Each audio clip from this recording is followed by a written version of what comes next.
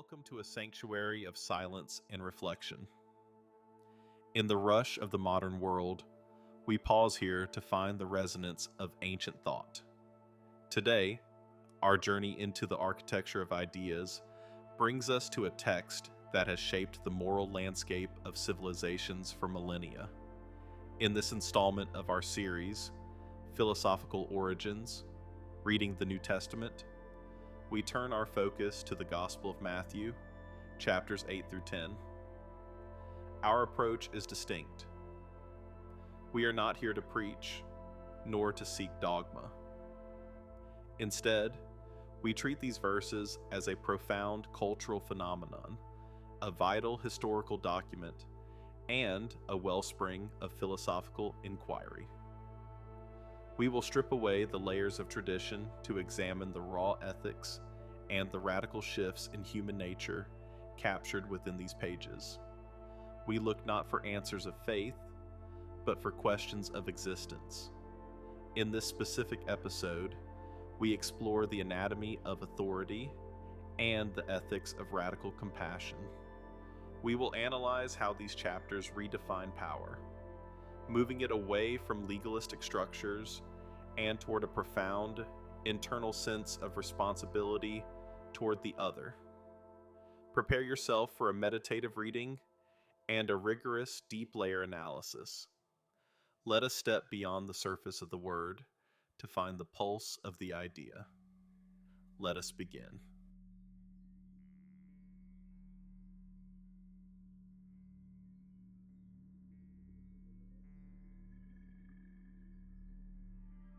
Chapter 8. When he was come down from the mountain, great multitudes followed him. And behold, there came a leper and worshipped him, saying, Lord, if thou wilt, thou canst make me clean. And Jesus put forth his hand and touched him, saying, I will, be thou clean. And immediately his leprosy was cleansed. And Jesus saith unto him, See thou tell no man, but go thy way, show thyself to the priest, and offer the gift that Moses commanded for a testimony unto them. And when Jesus was entered into Capernaum, there came unto him a centurion, beseeching him, and saying, Lord, my servant lieth at home sick of the palsy, grievously tormented. And Jesus saith unto him, I will come and heal him. The centurion answered and said, Lord, I am not worthy that thou shouldest come under my roof, but speak the word only, and my servant shall be healed. For I am a man under authority, having soldiers under me, and I say to this man, Go, and he goeth, and to another, Come, and he cometh, and to my servant, Do this, and he doeth it. When Jesus heard it, he marveled, and said to them that followed, Verily I say unto you, I have not found so great faith, no, not in Israel.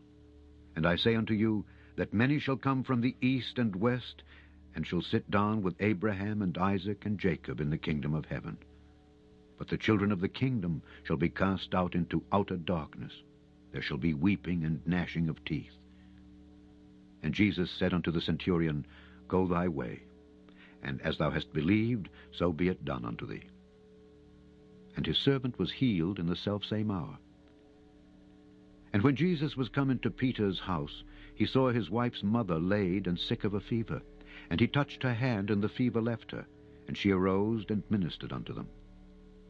When the even was come, they brought unto him many that were possessed with devils, and he cast out the spirits with his word, and healed all that was sick, that it might be fulfilled, which was spoken by Esaias the prophet, saying, Himself took our infirmities, and bare our sicknesses.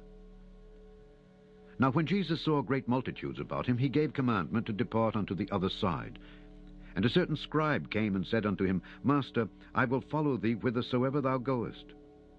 And Jesus saith unto him, The foxes have holes, and the birds of the air have nests, but the Son of Man hath not where to lay his head. And another of his disciples said unto him, Lord, suffer me first to go and bury my father. But Jesus said unto him, Follow me, and let the dead bury their dead. And when he was entered into a ship, his disciples followed him. And behold, there arose a great tempest in the sea, insomuch that the ship was covered with the waves. But he was asleep. And his disciples came to him and awoke him, saying, Lord, save us, we perish. And he saith unto them, Why are ye fearful, O ye of little faith? Then he arose and rebuked the winds and the sea, and there was a great calm. But the men marveled, saying, What manner of man is this, that even the winds and the sea obey him? And when he was come to the other side, into the country of the Gergesenes, there met him two possessed with devils, coming out of the tombs, exceeding fierce, so that no man might pass by that way. And behold, they cried out, saying, What have we to do with thee, Jesus, thou Son of God? Art thou come hither to torment us before the time? And there was a good way off from them an herd of many swine feeding. So the devils besought him, saying, If thou cast us out, suffer us to go away into the herd of swine. And he said unto them, Go. And when they were come out, they went into the herd of swine, and behold, the whole herd of swine ran violently down a steep place into the sea, and perished in the waters. And they that kept them fled, and went their ways into the city, and told everything, and what was befallen to the possessed of the devils. And behold, the whole city came out to meet Jesus, and when they saw him, they besought him that he would depart out of their coasts.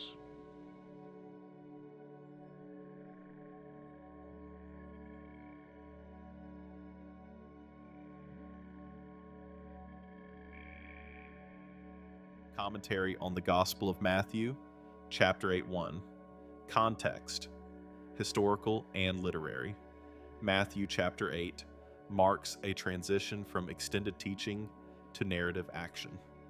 After the Sermon on the Mount, the canonical text presents a structured sequence of miracle accounts: the cleansing of a leper, the healing of the centurion's servant, the calming of the storm, and the encounter with demonic forces. Literarily, these episodes belong to the genre of miracle narrative common in ancient biographies, yet they are arranged with deliberate thematic coherence. The chapter alternates between displays of authority and brief dialogues that expose social and existential tensions. In its historical context, first century Judea under Roman rule, questions of purity, power, and communal boundaries were central to religious and social identity. 2. Key philosophical/theological problem. The central issue concerns authority and trust. What does it mean to recognize authority that transcends visible structures? The centurion's confidence in spoken command, the disciples' fear during the storm, and the hesitation of potential followers all dramatize varying responses to uncertainty and vulnerability. 3. Connection to universal concepts. This dynamic recalls Soren Kierkegaard's reflections on faith as a leap beyond empirical security. The text stages moments where rational calculation gives way to existential trust, not as blind belief, but as a response to perceived meaning. 4. Summary for the modern viewer. Through exegesis and careful interpretation, Matthew 8 invites philosophical reflection on how individuals confront fear, illness, and instability. Outside any confessional framework, it offers a lens for examining how trust, authority, and risk shape human decision-making in times of uncertainty.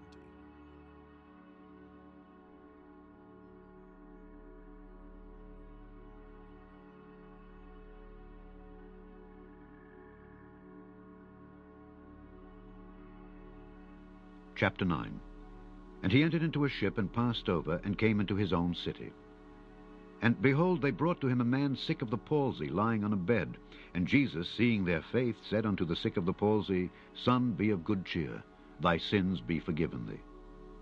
And behold, certain of the scribes said within themselves, This man blasphemeth. And Jesus, knowing their thoughts, said, Wherefore think ye evil in your hearts? For whether is easier, to say, Thy sins be forgiven thee, or to say, Arise and walk? But that ye may know that the Son of Man hath power on earth to forgive sins. Then saith he to the sick of the palsy, Arise, take up thy bed, and go unto thine house. And he arose and departed to his house. But when the multitude saw it, they marveled and glorified God, which had given such power unto men. And as Jesus passed forth from thence, he saw a man named Matthew sitting at the receipt of custom. And he saith unto him, Follow me. And he arose and followed him. And it came to pass, as Jesus sat at meat in the house, behold, many publicans and sinners came and sat down with him and his disciples. And when the Pharisees saw it, they said unto his disciples, Why eateth your master with publicans and sinners? But when Jesus heard that, he said unto them, They that be whole need not a physician, but they that are sick. But go ye and learn what that meaneth, I will have mercy and not sacrifice. For I am not come to call the righteous, but sinners to repentance. Then came to him the disciples of John, saying, Why do we and the Pharisees fast oft, but thy disciples fast not? And Jesus said unto them, Can the children of the bride chamber mourn as long as the bridegroom is with them? But the days will come when the bridegroom shall be taken from them, and then shall they fast. No man putteth a piece of new cloth unto an old garment, for that which is put in to fill it up taketh from the garment, and the rent is made worse. Neither do men put new wine into old bottles, else the bottles break, and the wine runneth out, and the bottles perish. But they put new wine into new bottles, and both are preserved. While he spake these things unto them, behold, there came a certain ruler, and worshipped him, saying, My daughter is even now dead, but come and lay thy hand upon her, and she shall live. And Jesus arose and followed him, and so did his disciples. And behold, a woman which was diseased with an issue of blood 12 years came behind him, and touched the hem of his garment. For she said within herself, If I may but touch his garment, I shall be whole. But Jesus turned him about, and when he saw her, he said, Daughter, be of good comfort. Thy faith hath made thee whole. And the woman was made whole from that hour. And when Jesus came into the ruler's house, and saw the minstrels and the people making a noise, he said unto them, Give place, for the maid is not dead, but sleepeth. And they laughed him to scorn. But when the people were put forth, he went in and took her by the hand, and the maid arose. And the fame hereof went abroad into all that land. And when Jesus departed thence, 2 blind men followed him, crying and saying, Thou Son of David, have mercy on us. And when he was come into the house, the blind men came to him, and Jesus saith unto them, Believe ye that I am able to do this? They said unto him, Yea, Lord. Then touched he their eyes, saying, According to your faith be it unto you. And their eyes were opened, and Jesus straitly charged them, saying, See that no man know it. But they, when they were departed, spread abroad his fame in all that country. As they went out, behold, they brought to him a dumb man possessed with the devil. And when the devil was cast out, the dumb spake. And the multitudes marveled, saying, It was never so seen in Israel. But the Pharisees said, He casteth out devils through the prince of the devils. And Jesus went about all the cities and villages, teaching in their synagogues, and preaching the gospel of the kingdom, and healing every sickness and every disease among the people. But when he saw the multitudes, he was moved with compassion on them, because they fainted, and were scattered abroad, as sheep having no shepherd. Then saith he unto his disciples, The harvest truly is plenteous, but the laborers are few. Pray ye therefore the Lord of the harvest, that he will send forth laborers into his harvest.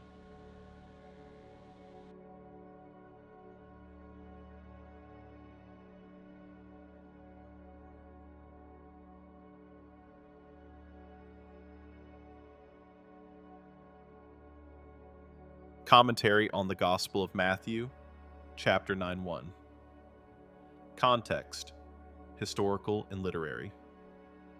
Matthew chapter 9 continues the narrative sequence of healings and controversies that follows the Sermon on the Mount. The canonical text weaves together miracle stories, calling narratives, and disputes with religious authorities. Literarily, it belongs to the genre of ancient biographical narrative, yet its structure is highly intentional. healing of the paralytic, the calling of Matthew, debates about fasting, the raising of a girl, and the restoration of sight and speech.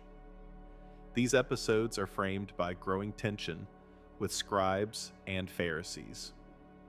In the historical context of Second Temple Judaism, questions of purity, forgiveness, and communal boundaries were central, and this chapter situates those issues within lived encounters rather than abstract argument. 2. Key philosophical/theological problem. The central issue concerns the relationship between mercy and law. The declaration of forgiveness before physical healing and the association with tax collectors and sinners raise a fundamental question. Is ethical order grounded primarily in rule observance or in restorative compassion? 3. Connection to universal concepts. This tension parallels Hannah Arendt's reflections on forgiveness as a necessary condition for political and social renewal. Arendt argues that without forgiveness, human communities remain trapped in cycles of consequence and retaliation. Matthew 9 stages this dynamic narratively rather than theoretically. 4. Summary for the modern viewer. Through exegesis and interpretation, this chapter invites philosophical reflection on exclusion, restoration, and the possibility of new beginnings.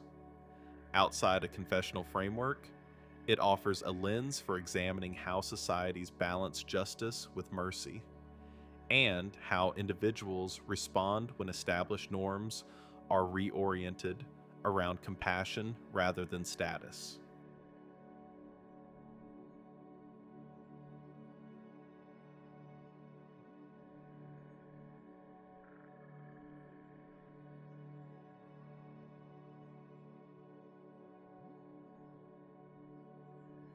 Chapter 10. And when he had called unto him his 12 disciples, he gave them power against unclean spirits to cast them out, and to heal all manner of sickness and all manner of disease. Now the names of the 12 apostles are these: the first, Simon, who is called Peter, and Andrew his brother, James the son of Zebedee, and John his brother, Philip and Bartholomew, Thomas and Matthew the publican, James the son of Alphaeus, and Lebbaeus, whose surname was Thaddeus, Simon the Canaanite, and Judas Iscariot, who also betrayed him. These 12 Jesus sent forth and commanded them, saying, Go not into the way of the Gentiles, and into any city of the Samaritans enter ye not, but go rather to the lost sheep of the house of Israel. And as ye go, preach, saying, The kingdom of heaven is at hand. Heal the sick, cleanse the lepers, raise the dead, cast out devils. Freely ye have received, freely give. Provide neither gold nor silver nor brass in your purses, nor scrip for your journey, neither 2 coats, neither shoes, nor yet staves. For the workman is worthy of his meat. And into whatsoever city or town ye shall enter, inquire who in it is worthy, and there abide till ye go thence. And when ye come into an house, salute it. And if the house be worthy, let your peace come upon it. But if it be not worthy, let your peace return to you. And whosoever shall not receive you nor hear your words, when ye depart out of that house or city, shake off the dust of your feet.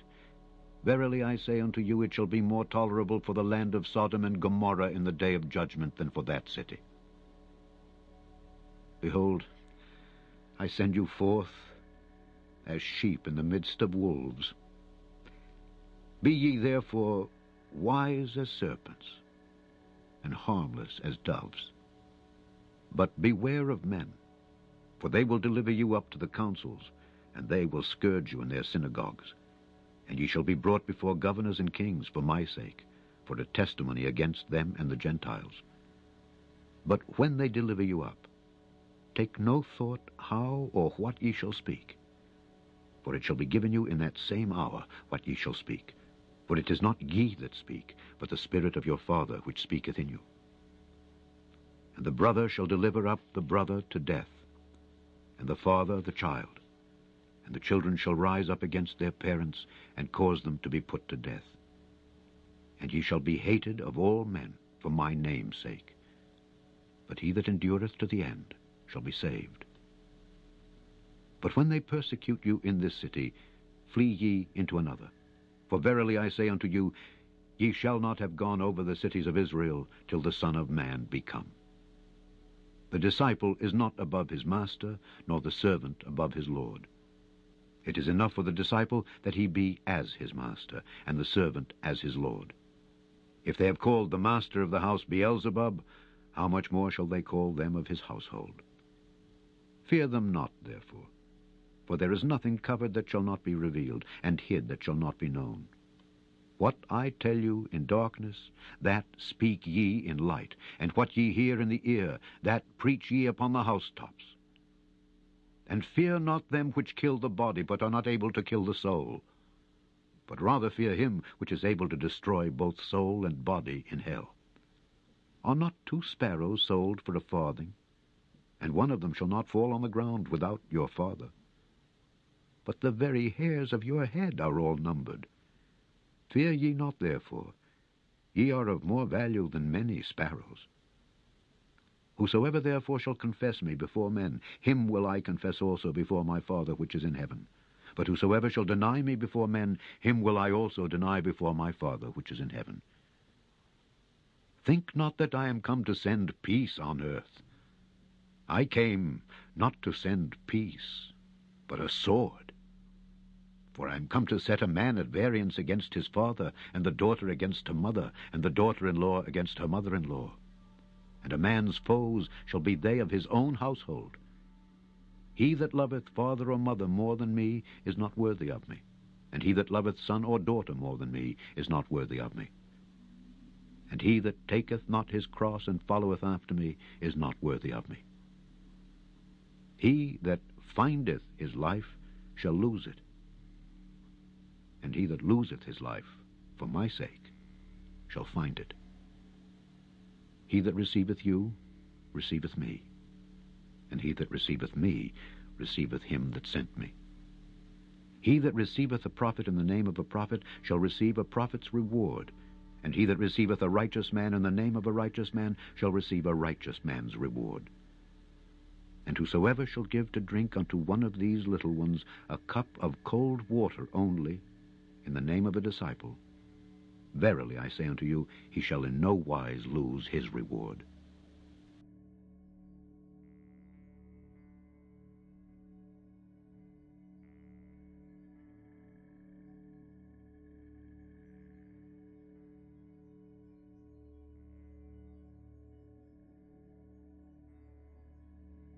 Commentary on the Gospel of Matthew, Chapter 10:1. Context, historical and literary. Matthew 10 marks a structural shift within the canonical text. After a sequence of healings and public acts, the narrative turns to a missionary discourse. In the historical context of first-century Judea under Roman rule, itinerant teachers and prophetic movements were not uncommon, yet this chapter formalizes such activity. The 12 are named and sent. Literarily, this is a commissioning speech, part instruction, part warning, embedded within an ancient biographical framework. Its rhetoric alternates between practical directives and apocalyptic imagery, reflecting early Christian expectations of opposition and eschatological urgency. 2. Key philosophical/theological problem. The central issue is the cost of conviction. The discourse confronts the tension between loyalty to a transcendent calling and the preservation of social harmony. The striking language about division within households raises the philosophical problem of competing allegiances. When ultimate commitments disrupt familial and civic bonds, what defines fidelity? 3. connection to universal concepts. This dilemma resonates with Soren Kierkegaard's analysis of the single individual standing before an absolute demand. In existential terms, authenticity may require decisions that isolate the subject from communal consensus. 4. Summary for the modern viewer. Through careful exegesis and interpretation, Matthew 10 becomes a meditation on vulnerability, courage, and the fragility of social belonging. Beyond confessional boundaries, it invites philosophical reflection on how individuals negotiate identity under pressure.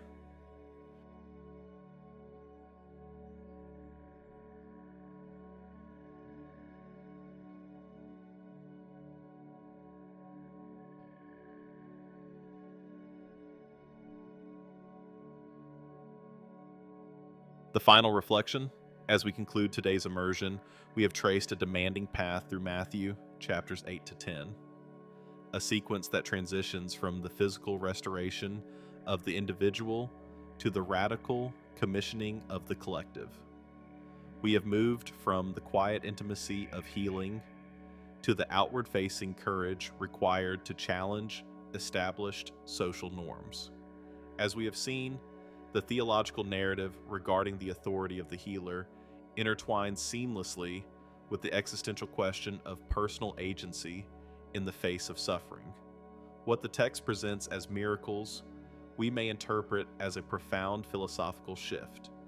The idea that true power is not found in the enforcement of law, but in the restoration of human dignity. Regardless of one's religious leanings, this text offers a powerful tool for reflecting on the nature of integrity under pressure. It suggests that the most resilient form of strength is often found in vulnerability and the willingness to stand for an idea, even when it demands the sacrifice of one's comfort. Thank you for dedicating this time to deep reflection and the pursuit of meaning. In our next episode, we will continue our investigation by turning our gaze toward chapters 11 through 15, where we will explore the themes of rest, internal conflict, and the breaking of tradition. Stay in peace and continue to seek the essence beneath the surface. Until we meet again.